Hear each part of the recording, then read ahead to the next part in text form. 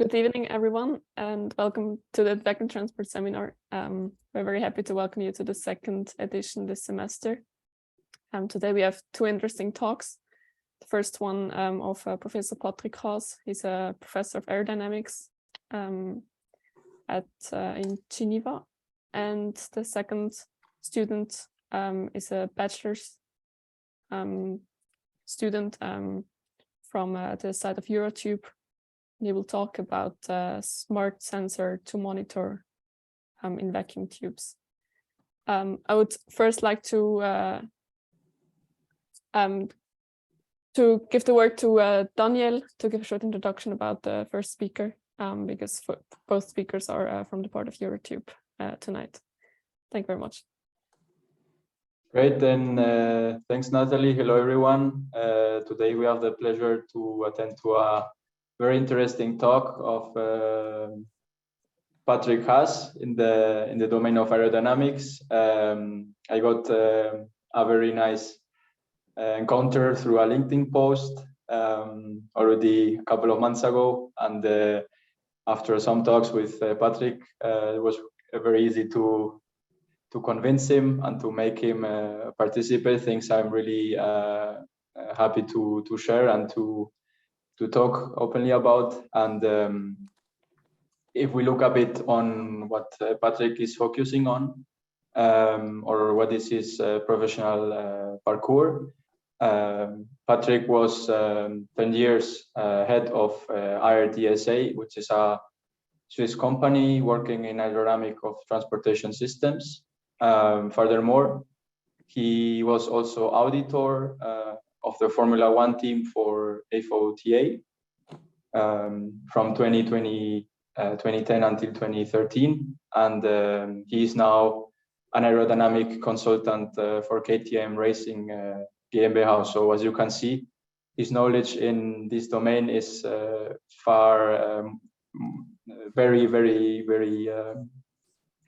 very profound. So I would really like to give the word to you, Patrick. Thank you very much for joining the seminars, and we're really looking forward to your talk today. Thanks a lot. Thanks to give me the possibility to show what we do here in Geneva. So I'm part of the HES-SO, the Haute École Spécialisée de Suisse Occidentale, in English, University of Applied Science, Western Switzerland. And in Geneva, we have an aerodynamics option, or fluid mechanics option, since a very long time. And we start a group working on transportation system in this university, and I'm responsible for aerodynamic chapter of that here. So I will show you what we do on a vehicle in a vacuum tube system. The vacuum tube, why you know all of that? Because we work on Hyperloop all. So I will be very fast, but just want to mention if it is interesting to go fast, it is also, I think, interesting to also in Switzerland, but other countries, because it takes less surface on the ground, so less objection in terms of feasibility of project. That is not a small thing in Switzerland. Less pollution and environmentally friendly. It depends on the project choice. We will see in the thing. So we can choose some variable to do a environmentally friendly project instead of a very high-speed project, or everything is open now. Why your university is interested in this kind of system? Because we are University of Applied Science, so as soon as these kind of projects come more close to reality, perhaps our university will be more interesting to participate. So now I think is the time for University of Applied Science to also integrate a little bit this kind of project and to push some subject with some competence. So our project is not to build an Hyperloop system, or it's more to develop competence in the range of what we work in University of Applied Science. And we have identified things like the integration of the Swiss transport policy, socio-cultural acceptance, industrial dimensionings like maintenance, cost, investment. Also the safety chapter is something I think very difficult what it is in regard of the safety to operate a vacuum train, development of methodology for aerodynamics, thermal aspect, electricity, sustentation, propulsion, structure, etc. I think a lot of chapter or subject we can work on in our university, and we want to give also support for a EuroTIP Foundation project.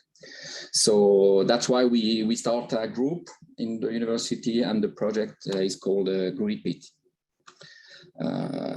We have the manager, the project manager of the project is Samuel Chevalier in Vallis. Then we have a branch in Yverdon, Neuchâtel, Freiburg, and in Geneva, myself. We have some guy from the old Swiss Metro of the 90s with Professor Juffer in the group. And I work in transportation since a long time. And Professor Cugnoni in Yverdon is an ex from Hyperloop EPFL. So some guys are interested to continue working on this subject. So let's start to my presentation on aerodynamics. So first I want to demystify some beliefs that physics tell us the vacuum is not enough to go fast. We will see why, etc. in my presentation, but because the drag is proportional to the density in subsonic regime, but in supersonic, if you have a high blocking ratio, for example, with small tunnel, a sonic blocking appears. And it's really a problem because the power go really high if you have a sonic blocking, and you will see it appears very soon. And the speed of sound is not the sensitive parameter. It's not possible to go much beyond this sonic blocking. Also, another very important thing is the thermal, how to cool a machine dissipating 500 kilowatt in vacuum. For example, at 100 Pascal, 1 millibar, the difference in pressure between two surfaces that want to exchange heat, the difference in temperature are multiplied by 1,000. So it's very difficult to cool, and you need to cool, in fact. Also, if the power is small, it's not zero.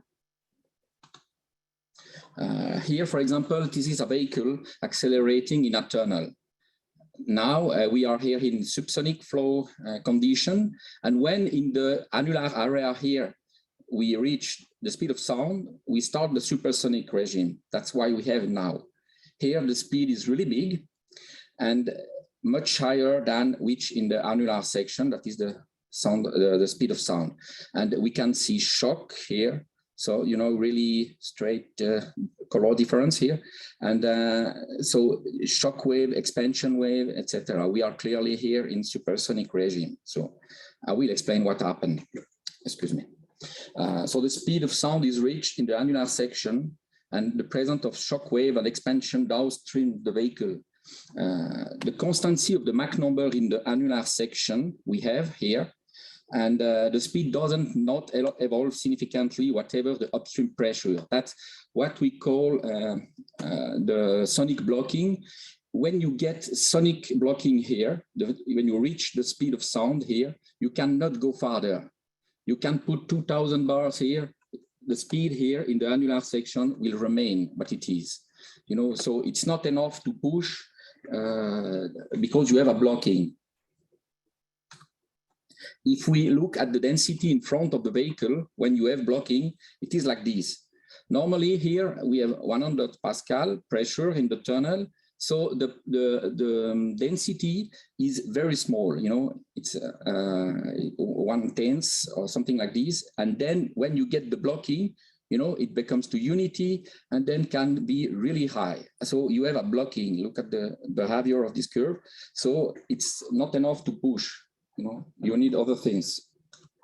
And this, the theory related to this is the theory of the nozzles. You know, in aerodynamics, we know when you have a nozzle, it means something with a big area here, decreasing area here, we have what we call the throat here, the smallest section of the system. And then if we increase the area, so we get this kind of shape called a nozzle. And if you enter in subsonic regime here, then the speed increase because the area decrease. And if you don't reach the speed of the sound, when you increase area at the end of the nozzle, so the speed go down. and then you enter subsonic, you exit subsonic. So a normal subsonic behavior.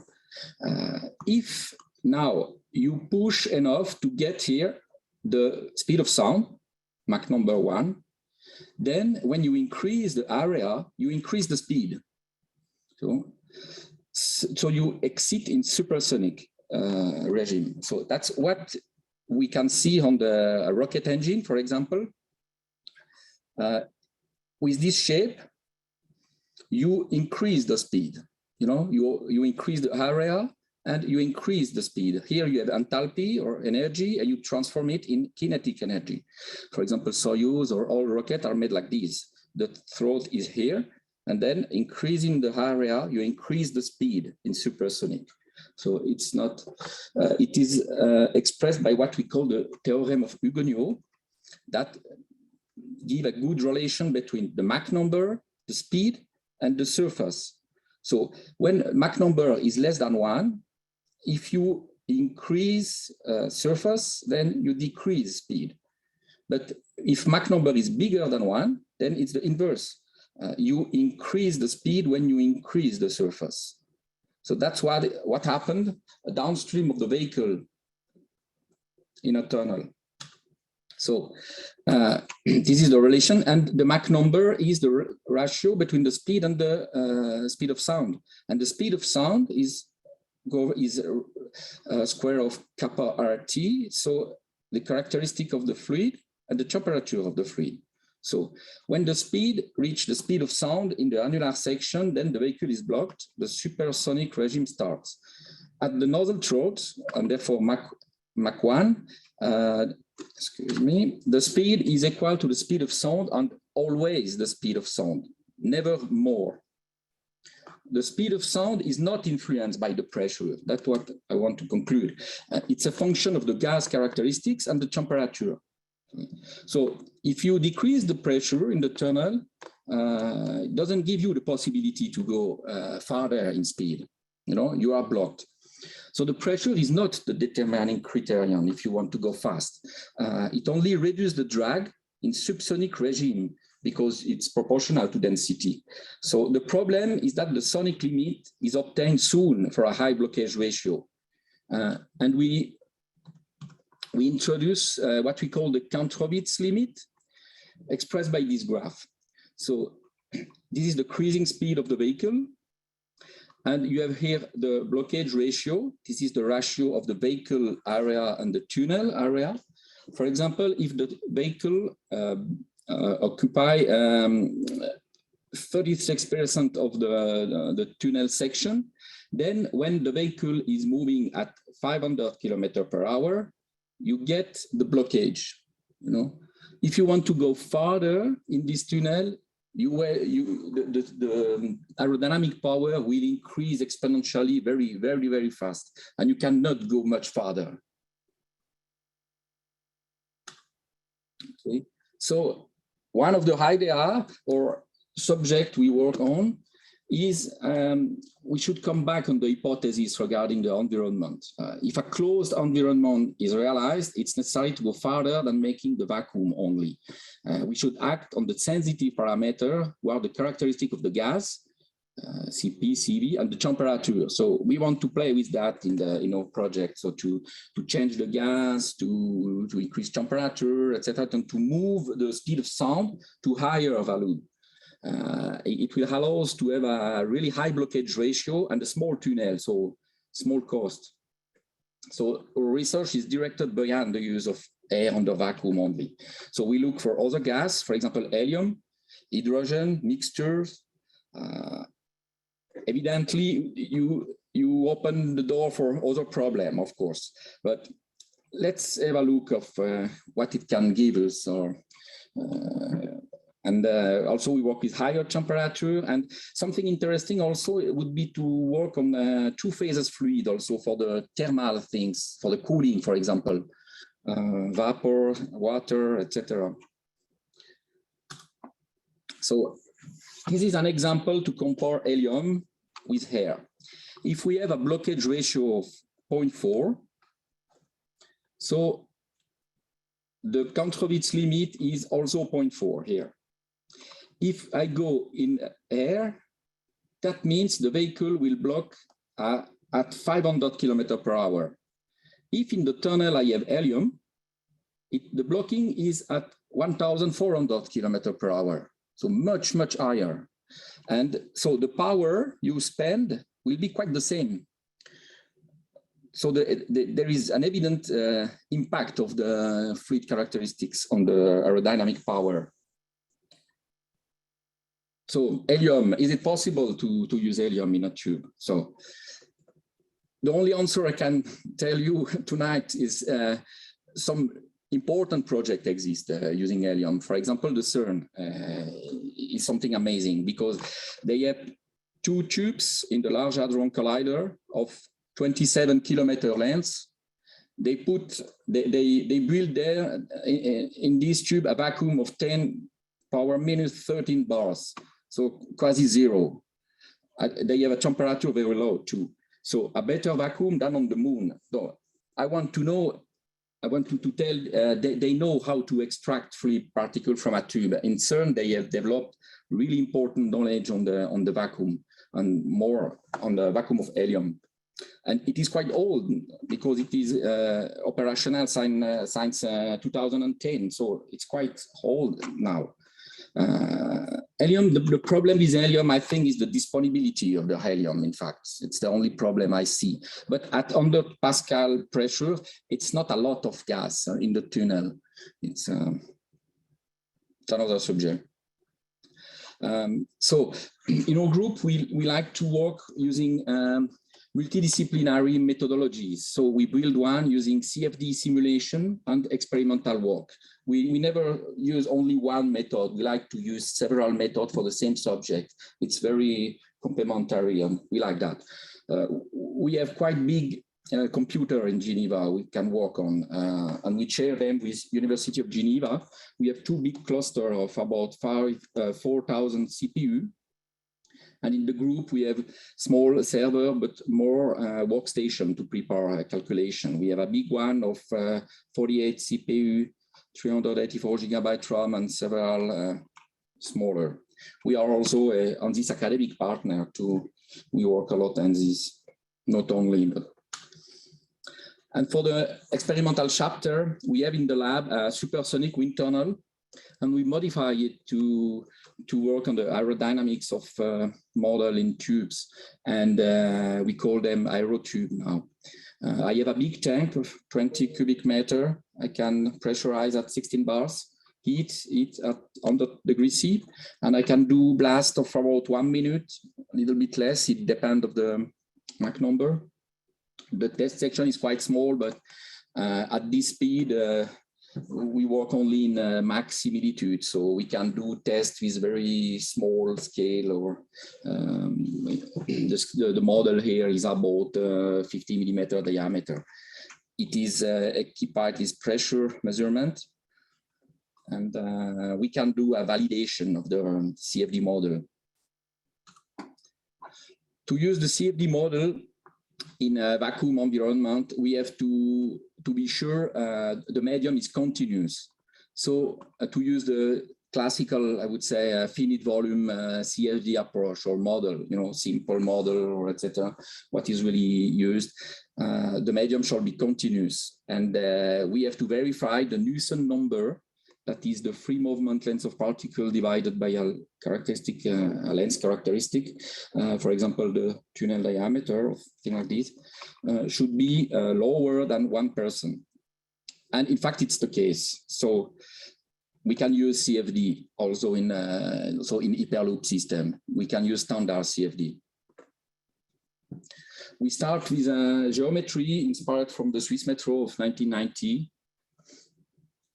And we do some preliminary calculation with CFD, and we are more looking for force and moment for the vehicle dynamic study that is done in Yverdon. We are looking for convection. We do thermal thing at the same time for the thermal study, cooling, etc. The pressure distribution is more for the structure design. And the on-study phenomena are more for tunnel fatigue and load on the installation or etc. that could be in the tunnel. The validation using AEROTUBE of the CFD model, I show you only two pictures here. This is an AEROTUBE experiment. It is a picture using a Schlieren system that showed the density variation of the fluid. And you can see here discharge or expansion and other wave, shock wave at the rear of the model, for example, here. And this is a CFD simulation image that could represent the same experiment. And we can see really the similarity of the variable here. Here, this part is a little bit less visible here, but I think it's the CFD runs quite well here in this situation. The result we get are the following. So for air, this is the drag power function of vehicle speed, and this is the Kantrovitz limit, about 500 km/h. And we try air at 100 Pascal, hot air 100 Pascal, that is 100 degree, 1000 Pascal and hot air 1000 Pascal. And we can see here at 100 Pascal, for example, at 500 km/h, so the power is about 50 kilowatt. And if we heat a little bit the air, it reduces to half of that. And with 1000 Pascal, it's much, much higher. For helium, the results we show are amazing. So the Kantrovitz limit is about 1400 km/h. So if I use helium at 100 Pascal, so a small quantity of helium, we can show amazing results. For example, to go to 600 km/h, you need to dissipate only 7 kilowatt. So a very small power. And if you go really fast, at 1250 km/h, so the power increased to 80, 85 kilowatt, that is still reasonable. So the difference between air and helium is really big. So for a project, you can, for example, imagine a classical air project. So you have 60 km/h, aerodynamic power would be close to 130 kilowatt. You can imagine a high-speed helium project, 1000 km/h for 100 kilowatt. Or you can also imagine a low energy helium project. If you go to 600 km/h, then very small aerodynamic power. So now we are not in our project, we are not fixed to a specific application, and but all these variables are interesting to present, I think. You can build this very different project in function of need. Or for the CFD, we perform a geometry optimization. We start from the old Swiss Metro, and the step one was to increase the aerodynamics using the work of ACK. ACK is a researcher a German researcher working for military things during the war for German military, and it designs some shape for projectiles, so to go farther, to be more precise, etc. But it's a very interesting work and a lot used for rocket today also, because it's really an object moving in tube. It's really the case of an Hyperloop one. The only difference with the projectile is now we have two ends, not flat ends on the right, like a projectile.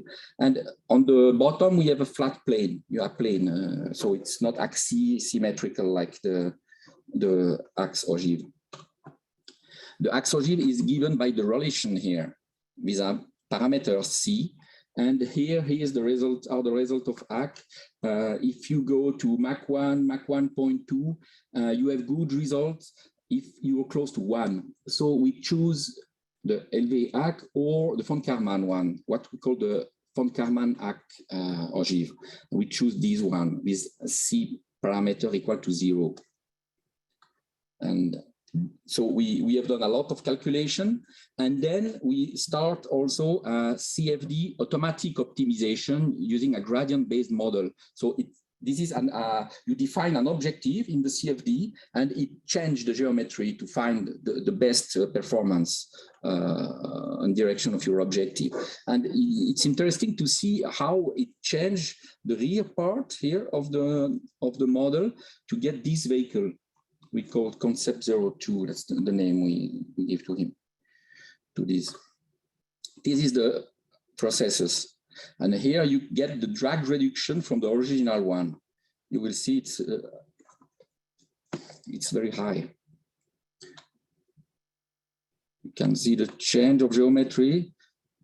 What we see here are the steps of working. In 5-6 steps, we get a 40% reduction in drag.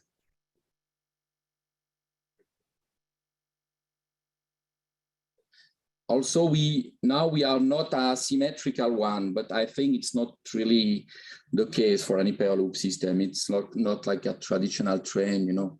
For in aerodynamics of train, we have symmetrical vehicles. So I think here we can forget that.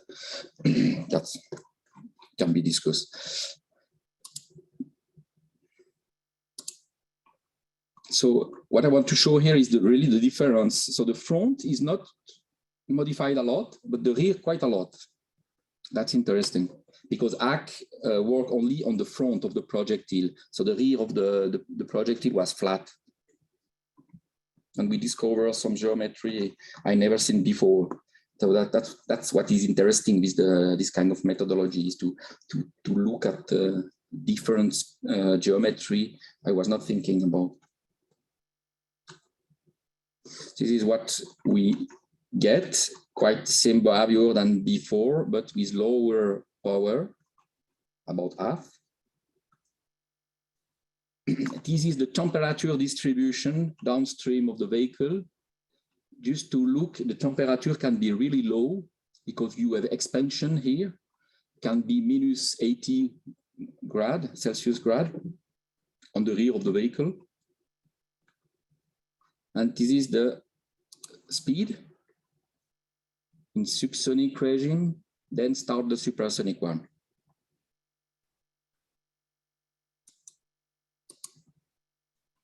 We have also two vortices counter-rotating here. That means we should have some lift. Perhaps it's not so good. I don't know.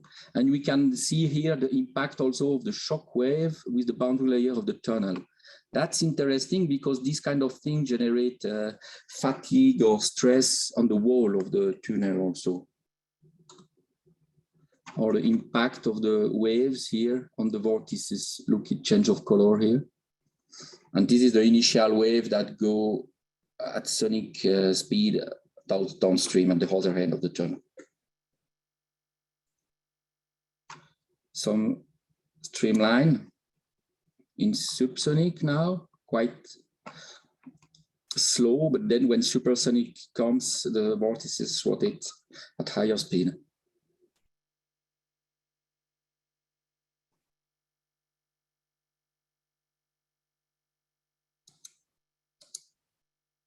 Okay, so I have quasi finished. Just to show these are the temperature and the pressure obtained on the wall downstream of the vehicle when the vehicle passes.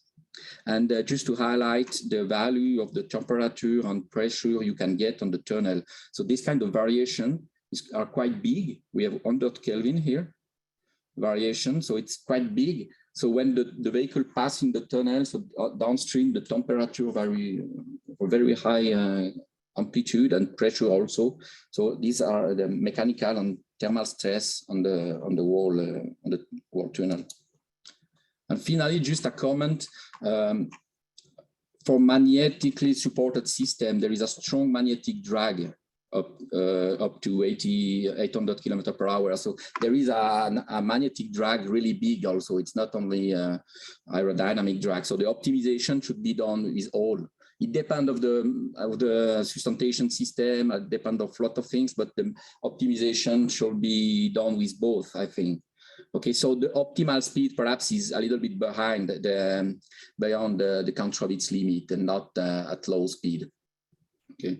Also, the humidity in the tunnel is can be a very problem, and normally we should not have, I think, due to very small pressure. But when we work with supersonic tunnel, etc., we take very big care of that, because moisture can solidify or etc. and move at really high speed in the tunnel. So not wish that at all. Normally in this application, we should not have so much problem with this because the pressure is very low. Okay, so I have a few words to explain what we are working on. If you have a question, you're welcome.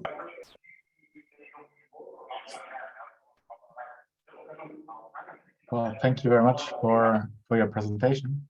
That was very, very helpful. I already got a few messages here and there that was really, really nice for some people to learn more about this topic, and especially if they're interested in this topic as well. We have a few questions here over the slider. I'll just start asking them one by one. The first one is, are there any solutions to the problem of heat dissipation that you would suggest for the Hyperloop system? For the cooling, solution for cooling, or? Yes. Yeah, it's a big problem, and I think the external flow cannot be used. We made the cooling power outside of the vehicle by convection is very small. It's not significative to remove the heat, so it's a big problem, you know. So with the colleague, we discussed to use water tank or thing like this. So inertia kind of thermal batteries probably on the pod. Yeah. It's I don't have an interesting solution now. Something to suggest from the aerodynamic point of view. There is no cooling, quasi no cooling.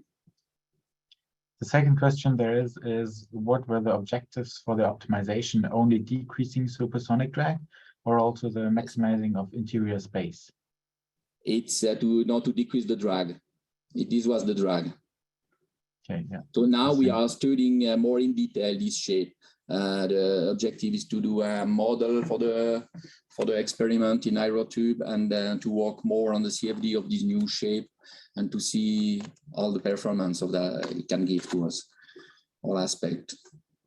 Okay. Do you also, like, maybe question that just comes to my mind, do you also consider the boundary layer that then grows over the vehicle length, which is probably more important for longer vehicles instead of these small demonstrators? For the real vehicles, yes, we have boundary layer, but in fact, when you in so high speed, normally the Mach similitude is the similitude you have to really, because you don't have separation, you don't have a thing like at low speed, you know. The aerodynamic is governed by Mach similitude. So the scale of the model is not so important, and we try to compare it with the CFD. We do the CFD of the model in the wind tunnel, so we have good comparison, and then we do the CFD of the model full scale, and then we can see if it changes with the scale and the Reynolds number, etc. And it doesn't change with Reynolds number because the speeds are so high. It's really a Mach similitude. Great to know. There's more questions coming in. There's 3 more now. Have you looked into vehicle development with a compressor in the front, and how the aerodynamic impacts over the overall drag? To take care and to put it outside or downstream. So I think the flow is really big. I would see more in detail this kind of idea, because it's really difficult to implement, because what is really the difference to make the air passing outside or inside, or you need space, and this space cannot be used for passenger, or so perhaps it's like building a annular vehicle, or you know, it's I think it's not easy. It's not an idea to explore, but I don't want to say no. But yeah. But at the beginning, it would probably be a bigger blockage ratio rather than a compressor that you would think of. Because you compress it, but you need a lot of power. You need, I don't know, perhaps you can work a little bit on it, but I'm not sure it's interesting, because you need a section to make the air passing. If you take it inside or outside, I'm not sure that it makes big difference, you know, from the use of the vehicle, or if you make air passing inside, so you reduce the volume of the vehicle, in fact, usable volume. So perhaps power and then probably speed again as well, right? So then we have another question which says, which measures would you implement in a concrete tube inner wall to decrease the effects of shock waves in the vacuum environment? Have you looked into that? No, on the downstream of the vehicle. There's two suggestions like concrete walls and steel tubes. So with concrete tubes, there probably would be more of an effect for the shock waves. Yeah, concrete tube, I think for this kind of project, I'm not sure it's good. Something on concrete tube, okay, but something on the surface, no. Because the fatigue, I think, on the concrete is not so good, and it's a compression and negative pressure also. So I know the concrete don't like that a lot. So we have to estimate that for a given project, and it is a stress case you have to meet because it's also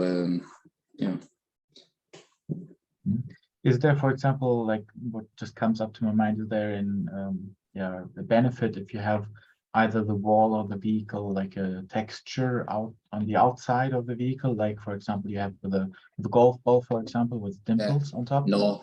This kind of solution is really for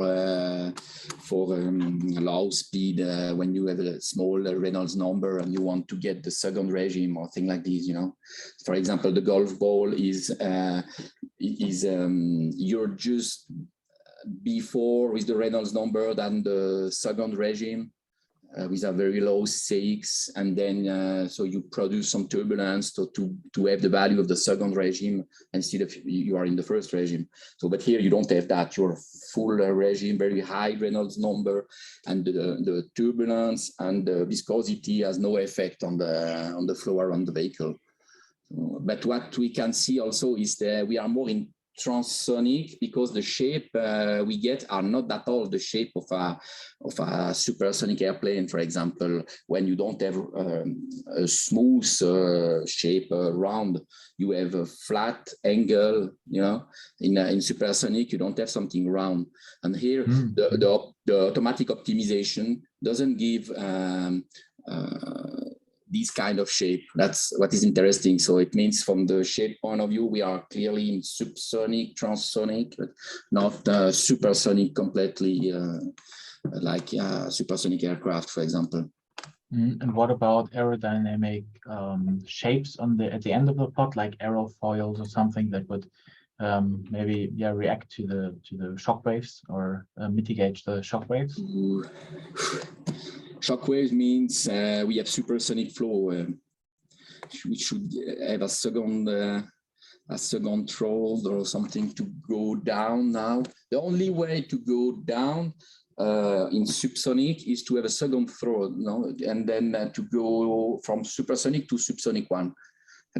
Would be a very challenging solution to implement, because normally one of the throat is a little bit different than the other one, and it doesn't work. I don't know.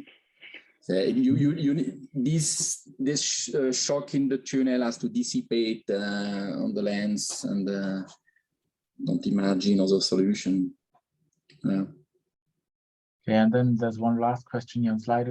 Do you see the Schlieren experiments as an increasing part for the measurements for Hyperloop vehicles, or just general aerodynamic measurements compared to the traditional methods of measuring, like with the sensors? Alors the Schlieren shows the density variation of the flow of the air. For example, just a minute. Do you see that become increasingly important for those measurements?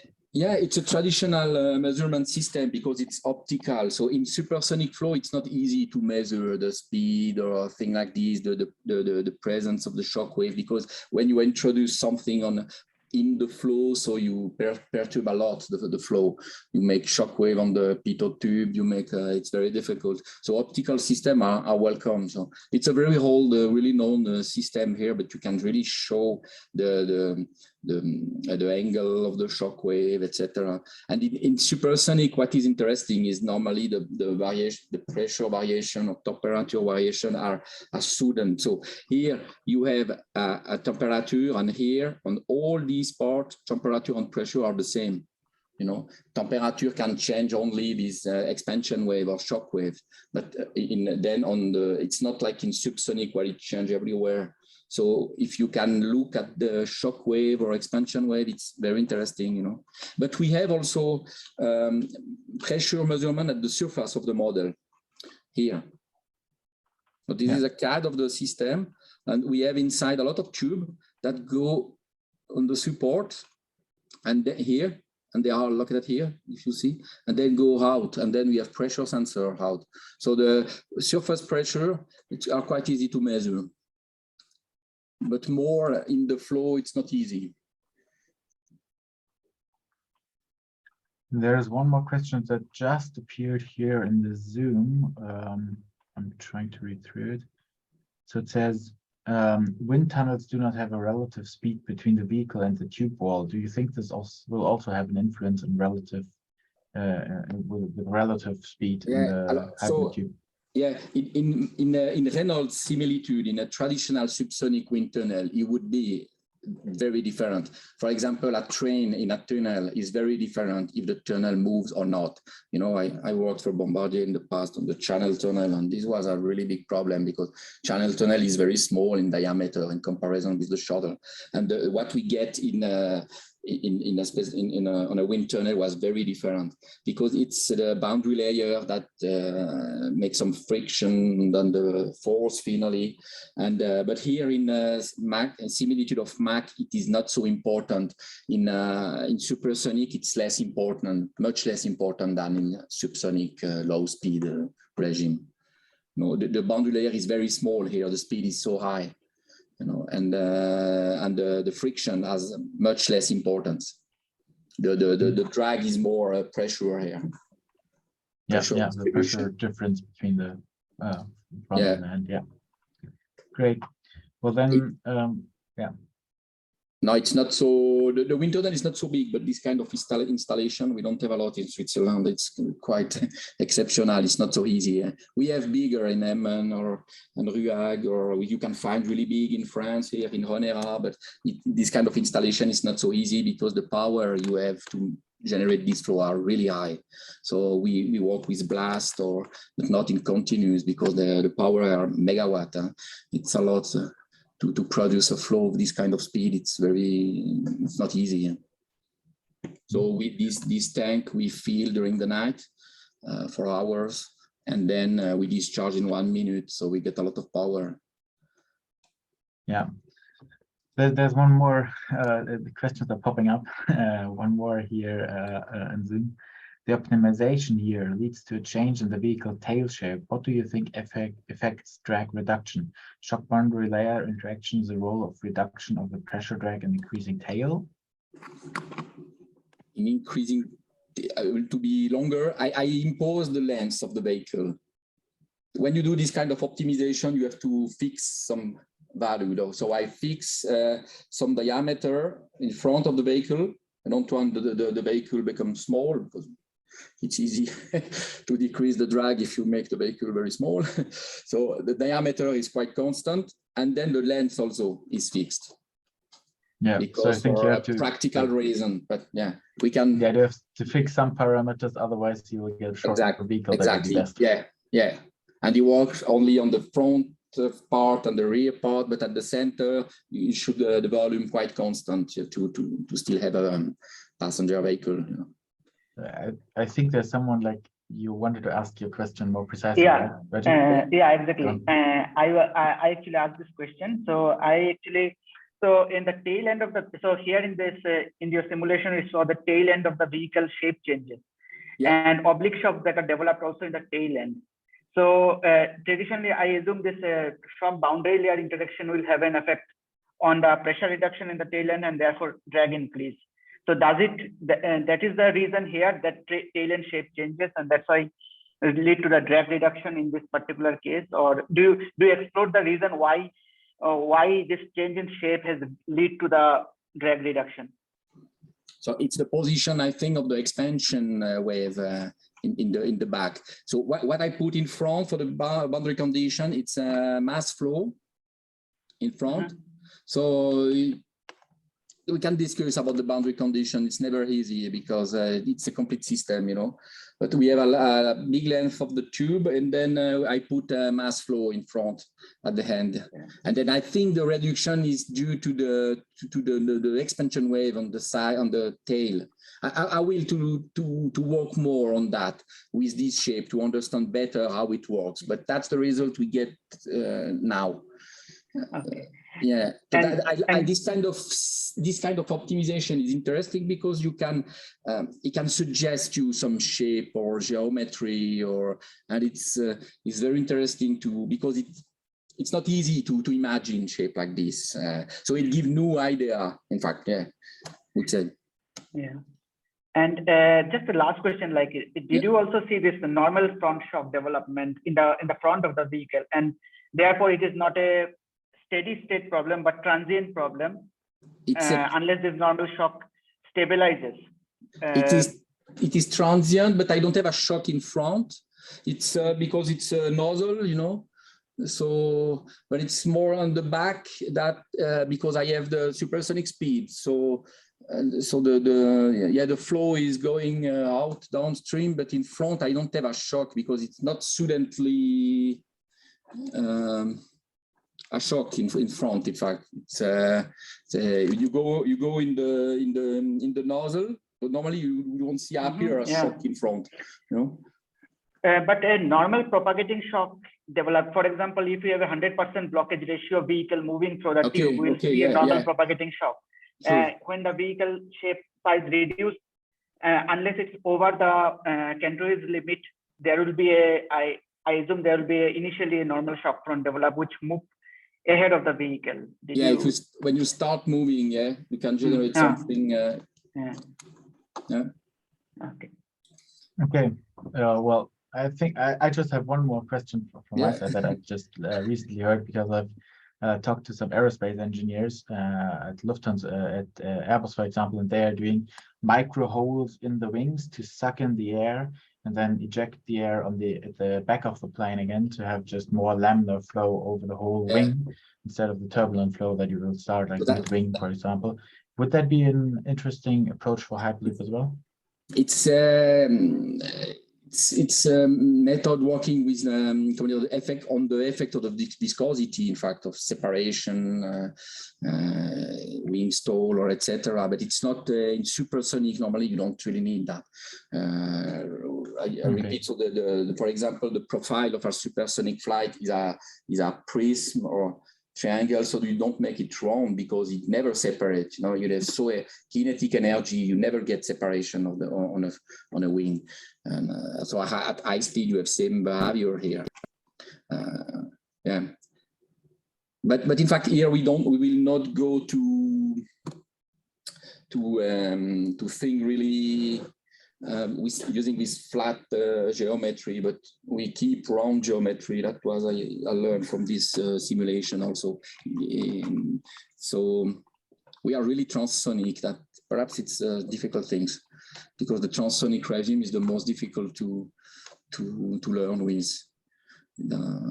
Low speed regime we know well, and really high speed regime we know well, but transsonic one are quite difficult and in a tube, so it's very special. You know, it's a unique case. In fact, I don't know other case like this. Yeah, it's more aerodynamic of projectile, or perhaps that's right, projectile or thing. But normally in theory we don't find a lot of things. Yeah, that's the interesting thing about Hyperloop. It just gives us new challenges every day that we are not used to solving. Well, thank you very much for your talk. Thank you very much for everybody asking the questions. I would just like one last question before I hand over to Natalie. Is there some paper that one can follow up with where all your research is compiled? So I never presented that at another place for now. I don't publish a lot, I have to say. I work a lot on practical things, industrial projects, but when the project is with public fund, this is the case here because it's a project financed by the university, and I will publish that. Yeah. So I presented some result in the CAT-FEM seminar conference in EPFL in June. and now, and so that's quite fresh results. But Perfect, at the great. end, I will publish one time. I will publish when we get more result. I think more finished result. Yeah. Well, it's great. We already have this here in the seminar and can publish that to the world. We don't have a lot of pressure in the University of Applied Science to publish like in other universities. So because we work more with industry or practical things. So but we do. Yeah. It's great to see that research. Well, I'll hand over to Natalie for the panelists for the seminar. Thank you. Thank you very much. Yes, thank you very much also from our side for your presentation, Professor Patrick Haas. It was very nice to learn about aerodynamics as it's a very present topic in Hyperloop, and it was very, very interesting insight and very nice contribution to the seminar. Thank you very much. Thank you. And also thank you very much to the audience for all the interesting questions and for your participation. And we're looking forward already to the next seminar, which will be in 2 weeks on the 5th of December.